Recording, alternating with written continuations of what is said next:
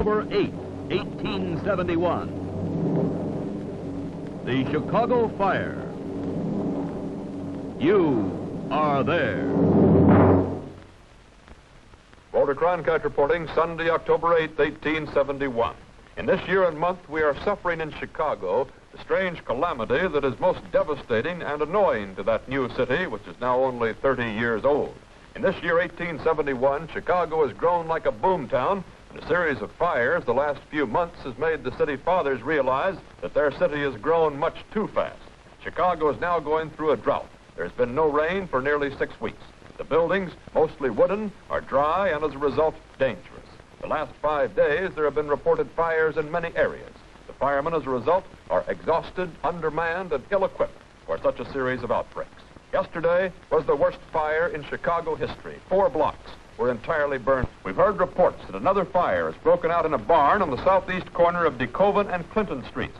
The barn, owned by the O'Learys of that area, has caught fire and is being whipped by a very strong southwest wind. We understand that flames are spreading to the adjoining sheds in the interior of this block. We take you now to our reporter on the corner of DeKoven and Clinton Streets. All things are as they were then, except...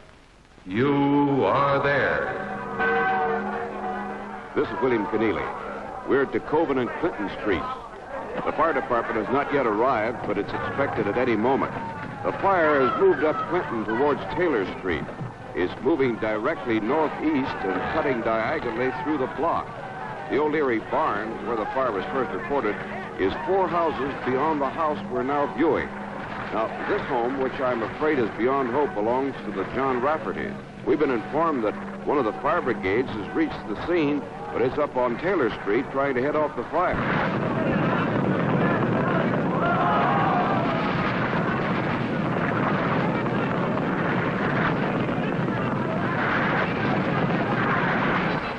This is Fleet Roberts at Engine Company Chicago 5. Other companies are on their way. Take it, Bill Stout. This is Bill Stout. We're near Jefferson and DeKoven Street, a hop, skip, and jump from where the fire started near the O'Leary barn. Nearly 3 square blocks are now consumed by flame. At the moment, there is no panic. The engines are now arriving. The first to arrive was the Little Giant at 9:24 p.m. They took water from the first plug on the southwest corner of Jefferson and DeKoven Street. There is a strong wind. It has been estimated at nearly 60 miles an hour, and it's blowing the fire directly northeast. The fire is spreading very quickly. The heat is creating a strong draft. Sparks are blowing in many directions, setting fire to shavings and wood piles in the yards. They are laying down lines of hose between Taylor and DeKoven Streets. At the moment, the need of volunteer firemen is a necessity, and many of the citizens have already been pressed into service. Here's another flash fire. If this continues, the firemen will not be able to control the fire, and it can spread in almost any direction the wind decides to take it. The firemen are pumping furiously now, trying to get enough pressure to force their water spray to the maximum. I repeat, in this wind, anything can happen. Flash fires are getting out of hand. We are trying to train our cameras on a mass of burning material that's been caught in the air and is moving down. It's nearly 2-3 blocks away. There it is. It's heading north of Taylor Street, striking the steeple of St. Paul's Catholic Church on the northeast of Mather and Clinton Streets. It's threatening to cross the river near Polk Street. We take you now to Grant Holcomb. This is Grant Holcomb. We're on Polk Street, the south side of the river. It is true, the fire is threatening to cross the river, and it may happen at any moment. Right now, all of the engine companies are moving in and hoping that they can bring the fire to a halt. It's a northeast wind here. What is frightening is that directly northeast, across the city, lies the waterworks. If the fire continues to move in this direction, it will be moving directly toward the waterworks. Naturally, there'd be no chance of saving the city. What is most disturbing, the width of the fire is growing. Not only is it moving in a northeast direction, but the breadth of it continues. People who are milling about here don't seem to realize yet that the fire is beginning to get out of hand, and that if this continues, it could consume the entire city. We've had word that the fire is crossing the river, so we take you to Todd Hunter near the bridge at Polk Street. Come in, Todd Hunter. This is Todd Hunter. The fire is crossing here at the bridge at Polk Street and is going to head on into the main part of town. The heat is so bad here, we're going to have to move. Come in, Harlow Wilcox. This is Harlow Wilcox. We're on the courthouse balcony where the city fathers are gathered. Check it at the river. What time is it now? Midnight on the nose. Looks like the fire's moving in the North Division, too. If only that wind would give us a break. While the mayor here is sending for the National Guard, General Sheridan's army if possible, and for hosts of volunteers, we take you now down to Adams and Franklin Street, which are east of the river. This is Grant Holcomb. We've moved across the river and we're near the main part of town. Fire's crossed the river and it's beginning to look very bad. What's that? Why, it was a man jumping on fire. They're signaling now for more coal. What is frightening is nearly 175 acres have already been consumed. Over 500 buildings are nothing but smoldering embers. What more can we say? You can see for yourself this fire is moving like a great octopus, consuming everything in sight. It's hungry and it's eager and it's becoming a nightmare. These men have been fighting the fire since 9 o'clock. Now a little past midnight and many of them are falling from exhaustion.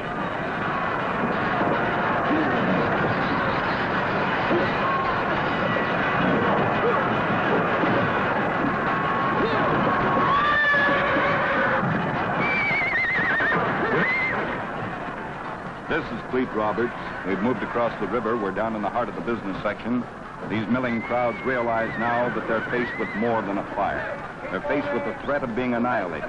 This is the first sign of panic. I realized this when we saw the first sign of self-preservation. Each man is worrying about himself. The policeman cannot control the crowd. We may have to move back, for this crowd has become a threatening one. The pressure of the water is running low. Wait a minute. We've just received word the fire has moved into the stockyard. Todd Hunter is somewhere near the stockyard. Can you hear me, Todd Hunter? Can you hear me?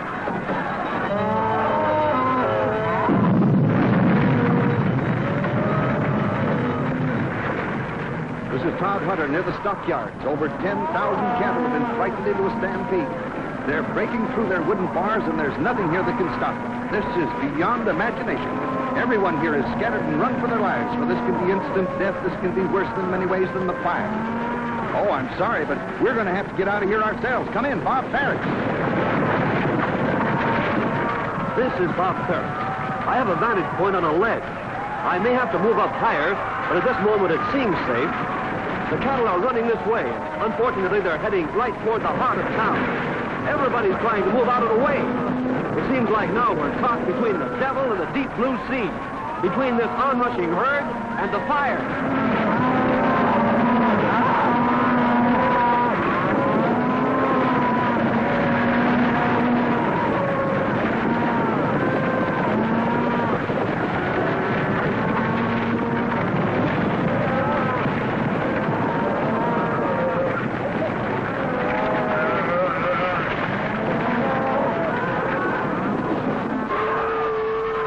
Holcomb again. I'm here with Bill Keneally, where we've met, and we're right in the center of town. The fire is moving like a blowtorch. It's jumping ahead far beyond the tired men who are trying to stop it. I'd say it's roaring at about 100 yards a minute. Cleet Roberts, we're a few blocks away from the waterworks. The fire is moving directly northeast. It has not changed its course.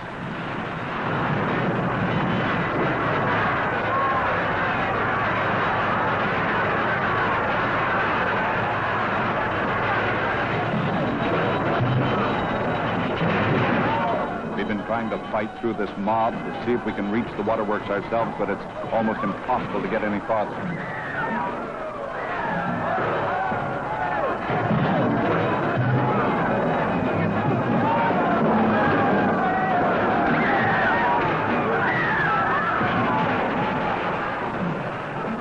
Wait a moment. There's a woman caught on the second floor window. Oh, that was close. I believe there's someone else up there. It's a man.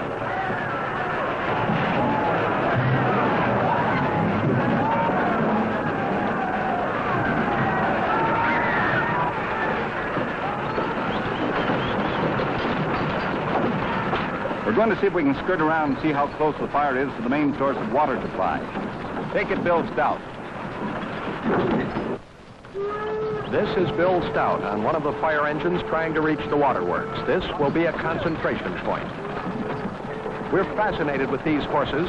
We can't take our eyes off them. With cattle and people milling as one, these forces continue to remain calm. They're going about their duty with loyalty and courage. Without these animals, the city would have been ravaged hours ago. There's a roadblock ahead, so take it, Harlow Wilcox.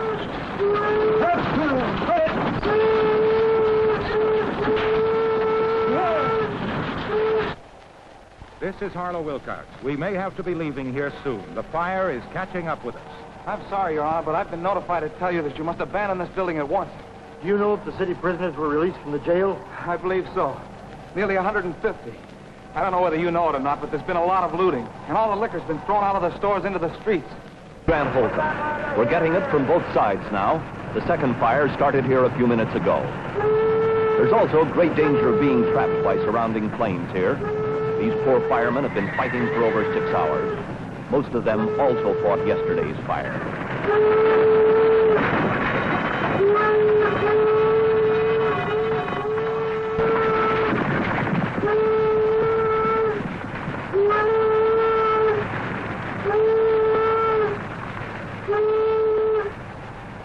We take you now to Bill Stout, who's waiting down by the lake, so come in, reporter Bill Stout.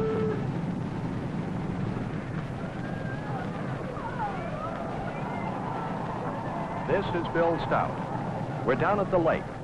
Thousands and thousands of citizens have come here for safety. The heat is so great that everyone is getting in the water to stay cool. We know, as most of these people do now, that the city is doomed.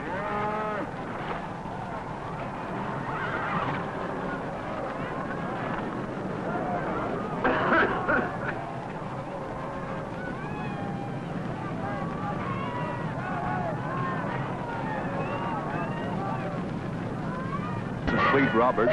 Bill Keneally is on the other side of the waterworks. He's been cut off, and we can't get in touch with him. Many families, like the Raffertys, have been split and divided. Men who were at work could not reach home, and the few that did found that their families had left for safer ground. We've seen many reunions, families brought back together, especially here at the lake. Many of the men, of course, have been pressed into service as volunteer firemen. They're back in the city fighting the flames. Here on the lake, the crowds continue to gather. What you're seeing pretty well speaks for itself.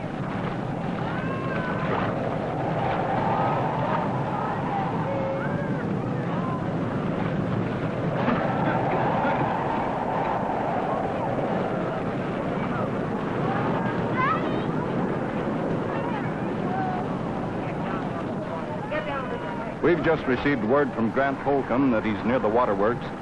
Come in, Grant Holcomb.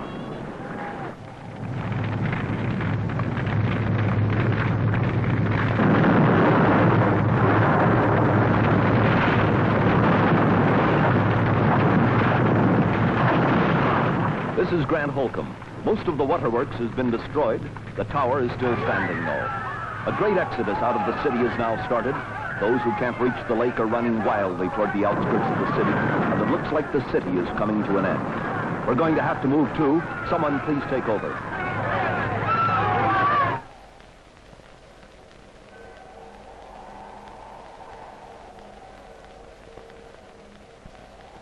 At daybreak, the magnitude of the fire became more apparent. Where a large part of the city had been was nothing but prairie. Monday night, the Chicago Avenue Bridge fell. The sun went down Monday night, and the wind died, too. By nightfall, the fire was out all over the city, except in the neighborhood of Clark Street and Fulton Avenue, where it still burned fitfully. Then, dawn on Tuesday, October the 10th, presented a scene of appalling desolation to the frightened people.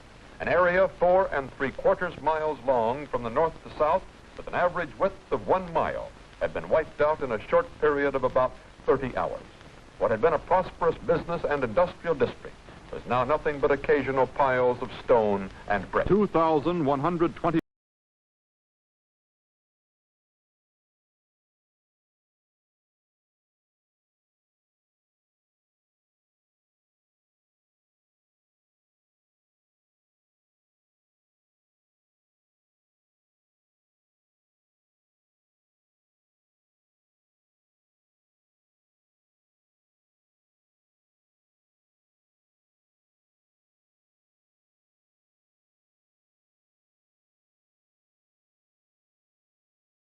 be well. What sort of day was it? A day like all days, filled with those events that alter and illuminate our time. And you were there.